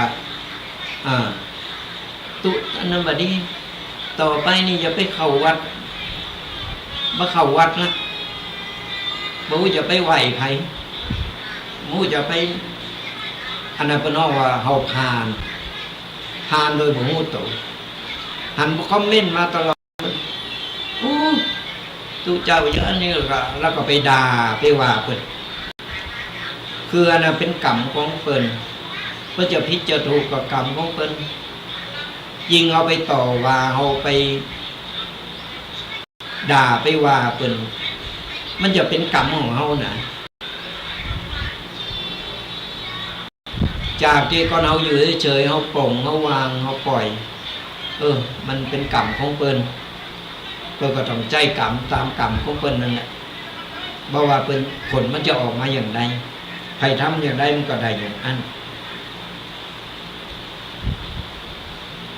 ก็เราคือใจมันก็แบบเป็นกรรมเป็นบาปเป็นกรรมอย่างกันยิ่งเอาไปส่งลงไป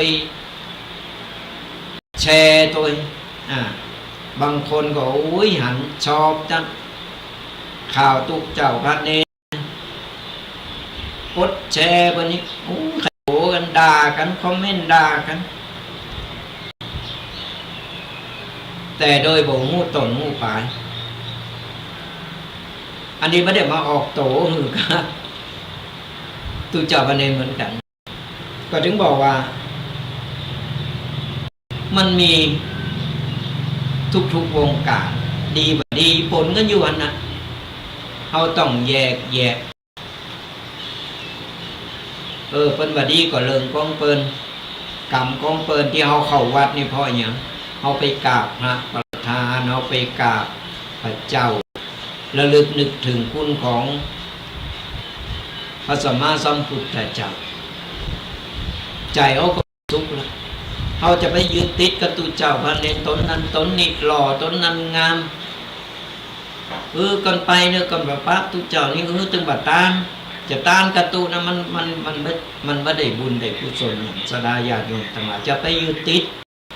บางคนบางท่านก็วัดนั้นดังต้องไปหือได้ไปเพราะอย่างเพราะวัดดังบอกว่าเป็นอย่างไรตั้งในแล้วไอ้วัดโต๊ะเก่านี่อยู่ข้างบ้านนะจะได้เคยเข้าวัดไหนดังไปปุ่นโตยปุ่นไปเยอะย้อมเข้าวัดโต๊ะเก่าตัวเจ้ามันบดี พระหลายเต๋อสถาญาติโยมต่างก็พอเอาไปยืนติดการที่เปิ้นทำแบบนี้นั้นมันส่วนบุคคลของเปิ้นไผดีบ่ดีเปิ้นก็อยู่ที่การกระทำของเปิ้นนั่นแหละก็ฝากกันเอาไว้ตัวโทรกันเข้ามา0826112245โทรมามามาตักมาตายกันฟังอยู่ตั้งใดก็ใจฟังกับตุเจ้า ตุเจ้าก็ขายเฮ็ดลงไปติ๊กๆอะไรใครอยู่ตั้งใดฟังกันตั้งใดโทรกันเข้ามาเนอะเดี๋ยวจบรายการเราจะได้มาตอบคอมเมนต์ทาง Facebook ขออนุโมทนาบุญตีเข้ามาคอมเมนต์แล้วก็ติชมในรายการของเราฟังอยู่ตั้งใดโทรกันเข้ามาได้ตอนนี้เขาเปิดสายหน้าไม้สดาญาติโยมได้มามามาตักมาตายกันฟังธรรมะวันนี้เป็นอย่างใดพองตอนนี้ก็ไกลปีใหม่เข้ามาแล้วถึงวันปีใหม่มาแอมว่า2-3 วันเราก็จะได้ปั่นป้อนหือลูกหือหลานเป็นครอบครัวที่อบอุ่นอย่างที่บอกนั่นแหละว่า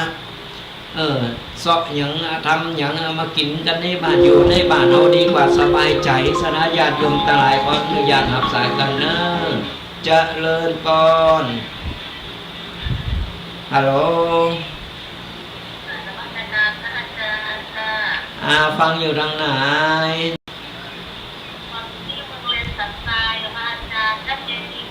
ชัดเจนดีเนาะวันนี้อากาศเป็นไงบ้างอากาศเหรอครับอาจารย์ใช่ร้อนอยู่เนาะ มีโครงการไปเที่ยวไหนล่ะสงกรานต์ไม่แต่ว่าโยมอยู่กับเตียงก็โยมอยู่วัดเตียงรักษาข้อเท้าอยู่บ้านอาจารย์ดีแล้วรักษาหายเร็วๆกันเนาะเป็นกำลังใจกันเป็นกำลังใจบุญรักษาเหมือนกันเนาะสาธุบุญรักษาเจริญพร ฮัลโหลเจริญพรมาแล้วโยมแม่ดีเป็นได้พองตะปุน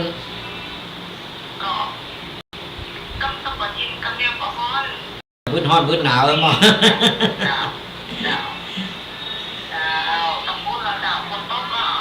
บัดโต๊ะมันครึ่งมันมืดหมอกมืดฝุ่นกันแต่มันก็ยังดียังจะยังเบาบางลงไปพองละยังพอหันด้อยอยู่ถึงวันพอกับหันด้อยเลยช่วงวันสองวันที่ยังมีลมอยู่ก่อนเนาะใจ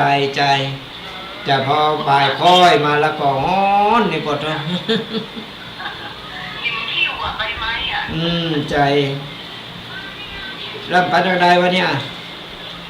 วันนี้ออกไปทางใดเจ้าดีละนี่จะไปล่างแต่ยังเนี้ยกันเจ้าไปล่างวันแล้วตุเจ้ามาเนนไปอยู่ทางใดน่ะมีตู้ตามโซนแล้วใส่หูไว้ก่อนดีละไปจวยกันนำความสะอาดกันที่เอาบุญเอากุศลปีใหม่ปีหวานนั่นแหละได้เอาบุญกุศลกันปีใหม่ปีหวานกันแล้วบุญรักษาบุญรักษาโทรกันเข้ามา0826112245โทรมาอุมามาตายวันนี้ยังมีเวลาเหลืออยู่เนอะสราญาติโยมตั้งหลายไปฟังบัดตันเกี่ยวกับเรื่องนางสงการจื้ออะไรอย่างก็เป็นทัดดอกอะไรอย่างนั้นก็โทรมาถามได้เนอะเพราะว่าจื้อนี่มันยิ่งเอามามากล่าวกันนี้เติมมันก็ใครยิงคนเฒ่าคนแก่นี่ยิงจำไม่ใครได้ก็เพราะฉะนั้นแล้วเนี่ยก็สามารถโทรมาถามเป็นทัดดอกไอ้หยังตรงกับวันไอ้หยังนี่เขาก็จะได้เจ้าก็ได้ได้กล่าวได้เราไปละก็ถ้าไปจำไม่ได้ก็โทรมาถามได้0826112245โทรกันเข้ามาได้เรายังหับสายกันอยู่วันนี้แบบสบายสไตล์ตุ๊กปีแดงฟังธรรมะแบบสบายกันก็ฝากกดไลค์กดแชร์กดติดตามกันเนอะสรญาติโยมทั้งหลายฟังอยู่ตั้งใดก็สามารถกดไลค์กดแชร์กดติดตามเป็นการแชร์ธรรมะไปในตัวบางคนบางท่านก็เกมเผียวบ้านเผียวจองเผียวตีเผียวตั้งเปิดจะต้อนรับญาติพี่น้องลูกหลานจากต่างจังหวัดที่เป็นเดินตามเข้ามาก็อาตมาภาพก็เก็บกวาดเกี่ยวไปเตอละเล็กละน้อยเนี่ยก็เป็นธรรมดาของวิถีชีวิตแบบล้านนาเฮาเนี่ยสลายาติโยมทั้งหลายเยะยังไดก็เยะไปนำไปโทษเนี่ยกำหนึ่งเนอะสลายาติโยมทั้งหลายนางสงกรานต์ประจำปีนี้ปี2569มีนาวานางรากษะเทวีรากษะเทวีเนื่องจากวันมหาสงกรานต์ในปีนี้ตรงกับวันอังคารเนี่ยอย่างที่เราฟังว่าธิดาเป็นมีอยู่7 องค์ด้วยกัน7 องค์นั้นก็มีชื่อแตกต่างกันไปแล้วก็มีหน้าที่รับผิดชอบกันมีหน้าที่รับผิดชอบกันแต่ละปีแล้วปีนี้มันตรงกับวันไหนจันทร์วันจันทร์หรือวันติดก็สามารถตรงกับวันใดธิดาคนนั้นก็จะต้องมีหน้าที่มาเอาพานที่ใส่พระเศษหรือใส่โหของปอเนี่ยเอามาแห่ครั้งหนึ่งนี่เอาออกจากธรรมมาแห่ครั้งหนึ่ง แต่ละปีก็เวรกันไปปีนี้ตรงกับวันอังคารที่14 เมษายนเป็นวันมหาสงกรานต์นางรากษเทวีมีหน้าที่เอาศีรษะหรือเอาโหของปอเนี่ยมาแห่รอบเขาพระสุเมรุนางรากษเทวีเนี่ยก็จะแต่งกายทรงพาหุรัตน์ทัดดอกโบหลงทัดดอกโบหลงอาภรณ์คือแก้วโมลาอาวุธที่ถือนี่ก็คือมือขวาจะถือตรีศูนย์พหัตถ์มือซ้ายหรือว่ามือซ้ายเนี่ยจะถือธนูสองแต่อาหารที่นางรากษเทวีโปรดหรือว่าชอบก็คือโลหิตหรือว่าเลิศเป็นอาหารพาหนะก็คือหมูป่าทรงยืนอยู่บนหมูป่าเสด็จยืนโหราโหรหรือว่าพราหมณ์ต่างๆทำนายว่าปีนี้จะมีเกณฑ์น้ำน้อยฝนไม่ได้ตกก็บสม่ำเสมอเกณฑ์ธัญญาหารหรือว่าข้าวปลาอาหารพระใส่เกินมีบัตรเข้ากาในไฮนาจะมีผลเกิงจะได้ผลเกิงหนึ่งเสเกิงหนึ่งได้บัตรเต็มเม็ดเต็มหน่วยนั่นแหละระวังกับตัวเรื่องอัคคีภัยและอากาศที่ร้อนจัดเป็นพิเศษนี่นะก็ถึงบอกเตือนลูกเตือนหลานบอกลูกบอกหลานพอนางสงกรานต์เป็นกินเลิศเนอะบอกลูกบอกหลานเรื่องสติสตังการเดินตาก็อย่างที่บอกสลาญาติโยมต่างหลาย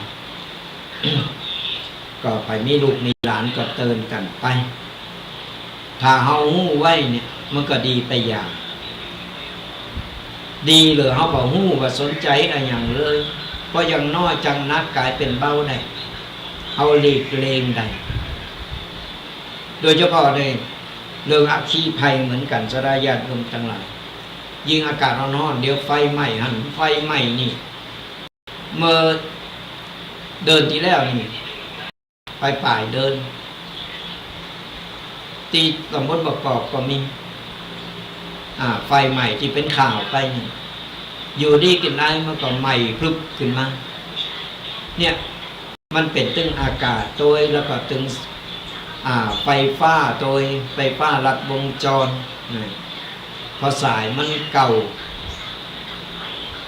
ไม่ใจว่ามันใจได้ก็ใจมันมีวันหมดอายุสลาญาติโยมต่างหลายมันมีวันหมดอายุของผู้สิ่งผู้อย่างเพราะฉะนั้นมันตรวจสอบดูแลตัวปลั๊กไฟสายไฟยิ่งละเอกละอ่อนมาเดียวมันมี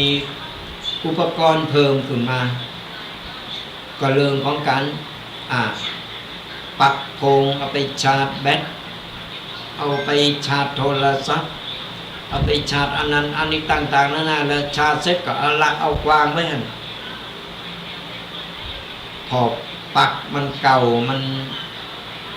หมดสภาพแล้วมันก็เกิดช็อตเปลวกลายเป็นเปลวไฟขึ้นมาอันตรายรอบด้านเพราะฉะนั้นต้องสำรวจตนต้องดูแลตนสำรวจว่าปลั๊กไฟมันใจได้อยู่ก็มันใจไม่ได้ไม่ต้องไปเสียได้เอาควางไป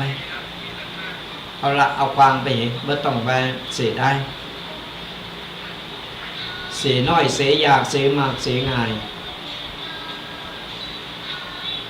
เพราะฉะนั้นเนี่ยเขาป้องกันไว้ดีกว่าเขาหู้ไว้แล้วเขาก็ป้องกันเอาต้องดูแลสำรวจไม่ใจซื้อมาใจตลอดชีวิตเป็นไปไม่ได้ของผู้ยามันมีการหมดอายุไขของมัน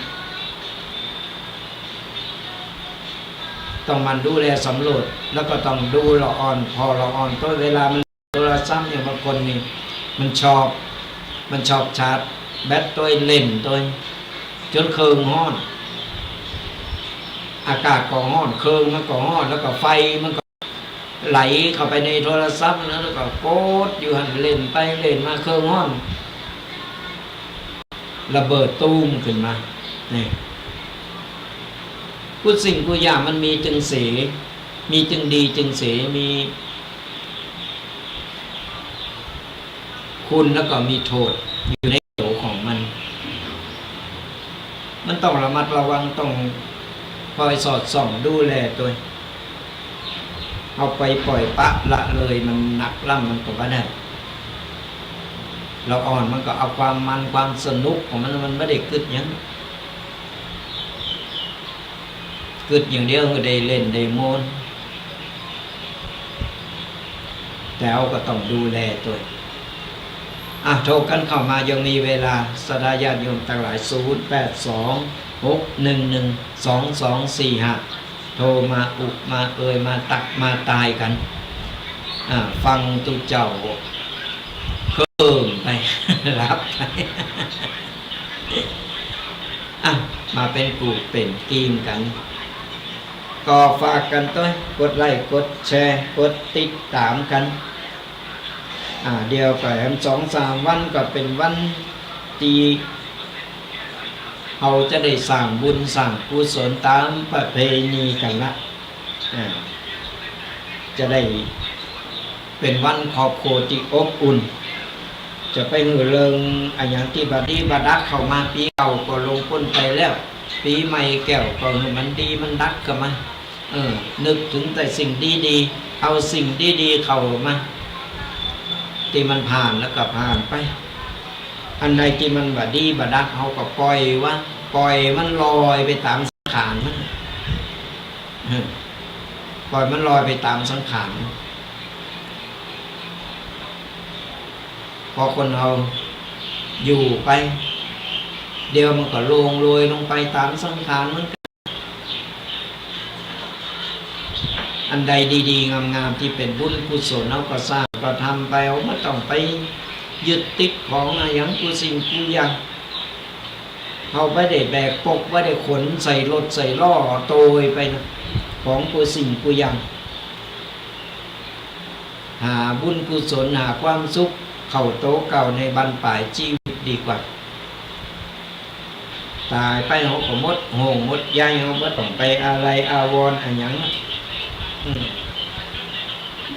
ถือว่าเขาอยู่มาป่านนี้ก็ให้ชีวิตเขาละก็ให้ชีวิตเขาที่เขาดีอยู่มาจนป่านนี้เขาต่อสู้มาหลายปีหลาย อย่างมาแล้วหูห้อนหูหนาวหูเพชรหูเค็มมาหมดละปีใหม่ปีหวานเขาก็ได้ลูกหลานมากราบมาไหว้เขาก็จะได้สบายอกสบายใจบ่ฮู้เขาจะอยู่ปีหน้าจะอยู่ถึงก่อนเพราะมันบ่แน่บัดนอนชีวิตคนเขาระหว่างที่เขาอยู่นี่ก็เป็นลมโพลมใส่หือกับลูกกับหลาน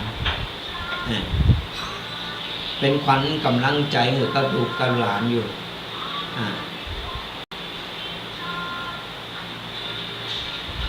ลูกหลานมันก็จะได้เคารพนับถือจะได้กึศตึงหาไปมาหาสู่แวะไปแวะมามากราบมาไหว้เนาะเนี่ยเป็นประเพณีที่ล้านนาเฮาปู่ย่าตายายเพิ่นทำสืบทอดกันมาเฮาก็อนุรักษ์รักษากันเอาไว้สดาญาติโยมทั้งหลายยังมีเวลาเหลืออยู่เนอะโทรกันเข้ามาฟังอยู่ตั้งใดไม่ว่าจะเป็นตั้งช่องทางวิทยุหรือจะเป็นตั้ง Facebook ช่อง YouTube ต่างๆไปพอตั้งใดสะดวกตั้งใดก็พอย้อนหลังกันได้ถ้าใครมีโทรศัพท์หรือลูกหลานมีโทรศัพท์ก็กดเข้าไปใน Facebook ของตุปีแดงวัดบักกอกนี่ก็จะได้ฟังย้อนหลังได้หรือว่าไปจำชื่อนางสงกรานต์บ้านใดหรือว่าเป็นทัดดอกอะไรอย่างไรก็ไปพอย้อนหลังได้ ตั้งวิทยุตั้งช่อง YouTube กลุ่มไลน์หรือว่า Facebook ตั้งวิทยุนี่ย้อนหลังมาได้นะ ก็เป็นกำลังใจกันไปสระญาติโยมทั้งหลายโทรกันเข้ามายังมีเวลาเหลืออยู่15 นาทียังตันยังกู้กันได้อยู่โทรกันเข้ามา0826112245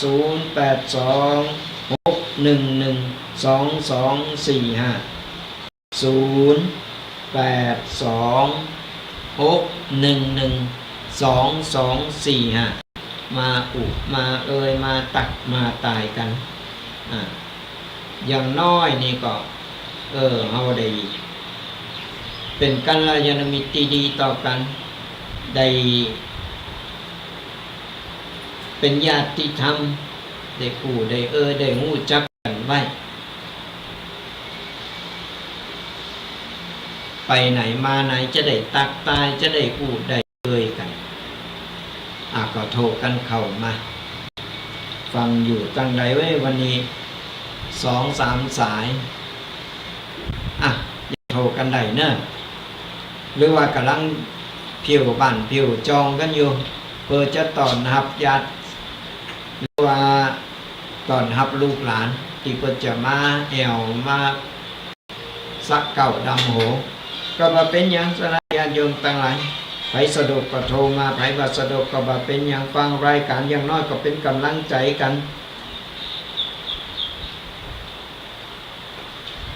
นี่แหละอย่างที่บอกละช่วงนี้7 วันอันตรายการเดินทางก็จะอย่างที่บอกเอาระวังเปิ้นระวังเฮาบางทีเฮาต้องระวังตึงเปิ้นตึงเฮาด้วยเพราะการเดินทางการใจรถใจถนนยิงบ่ายๆมาแล้วก็อากาศมันร้อนๆนี่อารมณ์มันชอบงุดงิดขณะอาตมาภาพเองก็ยังบางทีนั่งอยู่อย่างตอนเนี้ยนั่งนั่งเนี่ยนั่งจัดรายการสดอยู่นี่มันยังไหลลองเป๊ะหมดทั้งหลังเสือหลังไอ้ผ่าอังซัดนี่เพราะอากาศมันร้อนอบอ้าวแต่ก็ต้องพยายามควบคุมสติหรืออารมณ์ดีมันตรงกันข้ามเฮาก็สบายใจเฮาก็สามารถที่จะทำภารกิจของเฮานี่ตลอดรอดฟังได้ขับรถขับลานี่ต้องระวังกันยิ่งกินเหล้ากินยังเข้าไปแล้วโอ้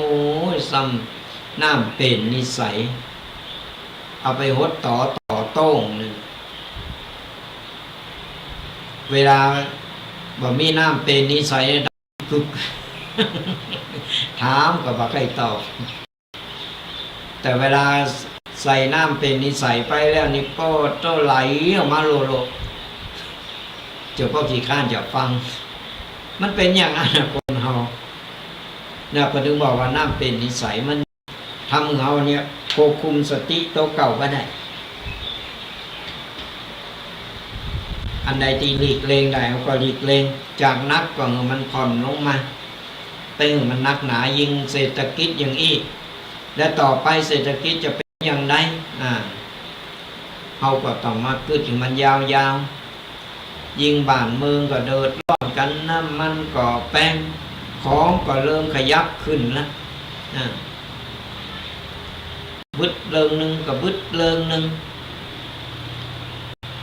ก็ต้องทำใจเพราะว่าเฮาอยู่โซนโลงมันจะกะเฮาคนเดียวคนถึงบอกว่าเข้ามึงริวตาตัวเฮาอยู่กับปัจจุบันแล้วก็ยอมรับปัจจุบันได้อันนั้นจะเกิดมันเกิดมาเฮาก็ต้องทำใจมันแปลงมันขึ้น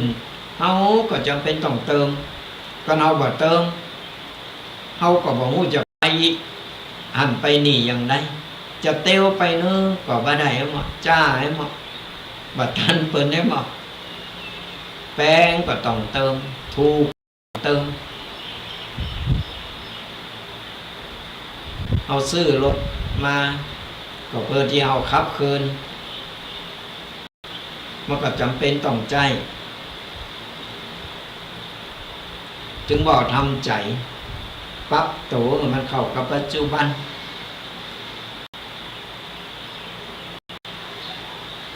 เพิ่นอดได้เพิ่นทำได้เฮาก็อดได้ทำได้เหมือนกันนี่พอฉะนั้นแล้วเนี่ยจะไปเขตจะไปซีเลตมันนะ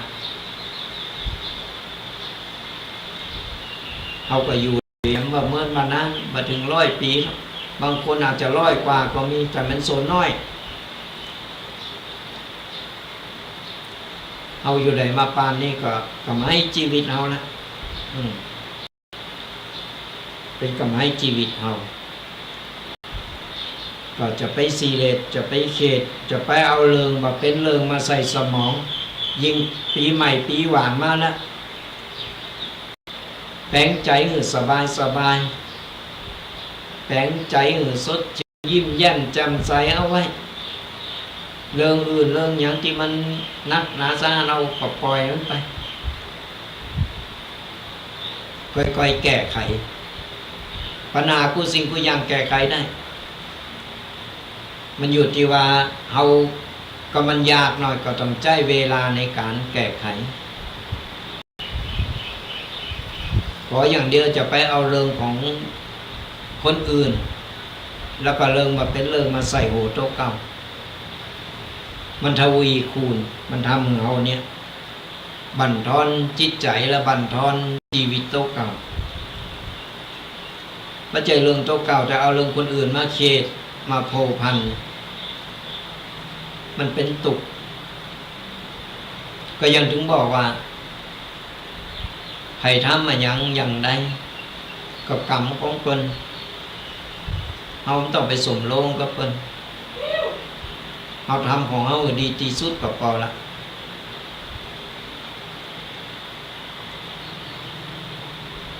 ก็เราเกิดใดอีมันก็ป่งไป ยังมีสนญาติโยมที่เพิ่นคอมเมนต์มาเดี๋ยวจบรายการอาตมาภาพก็จะได้ไล่ตอบคอมเมนต์กันไปเนอะโอ้อนุโมทนาสาธุหลายๆคนหลายๆท่านโดยเฉพาะพระครูจันทรการวัดตุงหมื่นน้อยอันนี้เป็นครูบาอาจารย์ของอาตมาภาพเองโอ้เปิ่นเตดโมนสดาญาติโยมทั้งหลายเขาเปิดฟังถึงวันเปิ่นเตดมาทีนี่นะอาตมาภาพก็ไปเห็นก็เปิ่นอยู่ก็อนุโมทนาบุญตัววันนี้มากดไลค์กดแชร์ก็ฝากกันตัวเนอสดาญาติโยมทั้งหลายกับรายการธรรมะกำยองกับตุกเจ้ายองป่าซังฟังธรรมะสบายสไตล์ตุกตีแดงวัดบักกอกเป็นประจำทุกๆวันเสาร์ตั้งแต่เวลา 8 โมงจนถึง 10 โมงกันบัดติดธุระกิจที่ไหนหรือว่าบัดติดกิจนิมนต์ที่ไหนอาตมาภาพก็จะได้มามานำเอาปกิณกะต่างๆมาเล่าสู่กันฟังสดาญาติโยมได้หายงอมหายเหงาเป็นกูเป็นกิมกันก็ฝากกันตัวไปสะดวกฟังทางใดบ่ว่าจะเป็นทางวิทยุหรือว่าจะเป็นทางช่อง YouTube Facebook กลุ่มไลน์ต่างๆกดแชร์กดติดตามกันอย่างน้อยก็เป็นกำลังอกกำลังใจกันได้บุญด้วยกันสรายาติโยมทั้งหลายก็ฝากกันไว้ก่อนติดงานเฮาก็บ่ได้มาก็มีครูบาอาจารย์หลายรูปหลายตนเพื่อก็หมุนเวียนเปลี่ยนกันไปกับรายการธรรมะต่างๆมีธรรมะฟังธรรมะโอ้มันมนบุญก็ได้สบายใจด้วยบ่มีพิษมีภัยการฟังธรรมะมีแสงสว่างต่างธรรมะเป็นแสงสว่างน้ำต่างเอาฟังไปก็สบายใจรับข้อมูลมีตุเจ้าพาเนนมาเป็น เป็นกิมมาหูธรรมะเนาะโอ้เป็นบุญเป็นกุศลสมัยประเดียวมันสบายลูกสบาย สมัยแต่ก่อนอย่าฟังธรรมะจะฟังธรรมทีนึงโอ้ยต้องเข้าไปฟังในวัดสมัยประเดียวมันมีวัฒนาการตันสมัยนะมันก็อยู่ที่บ้านนอนอยู่ที่บ้านเยการหรือว่ารถขับลาอยู่ก็สามารถฟังได้กุฏิกูตามเนี่ยเขาก็ต้องในเมื่อมันธรรมะไปถึงบ้านถึงจองเขาก็สะดวกสบายเขาก็ฟังธรรมะเอาธรรมะเป็นกูเป็นจริงหลายครูบาอาจารย์ได้รูปไร้ตนเป็นหมุนเว้นกันมาหมุนเว้นกันมาหูธรรมะกัสดาญาติโยมเป็นกูเป็นกีมกันก็ฝากกันเอาไว้ตัวเอาละสนาญาติโยมทั้งหลายพอนาฬิกาแล้วก็เหลือเวลา4 นาที5 นาทีสุดท้ายนี้อาตมาภาพก็จะปั่นป้อนหนึ่งกัสดาญาติโยมตั้งอกตั้งใจเน้อในวาระดีทีปีใหม่เมืองมาถึงมาฮอดในครั้งนี้ก็ขออวยพรหนึ่งกัสดาญาติโยมจุบูจุคนจงหายตุกหายโศกหายโรคหายภัยหายเจ็บหายไข้นึกหวังสิ่งใดก็ขอสมปรารถนากุสิ่งกุประการเงินทองไหลมาเทมาอย่าได้ขาดสายเพราะเงินต่อเงินต่อเงินต่อเงินทำการงานใดๆเจริญก้าวหน้าทำมาค้าขายก็ขอร่ำรวยร่ำรวยร่ำรวย สุขภาพร่างกายแข็งแรงแก้วขาดปลอดภัยอายุมั่นขวัญยืนมีโจกมีใจหือบุญปกปักหักษาคุ้มครองกันกูคนเนอขอจะเลิญพร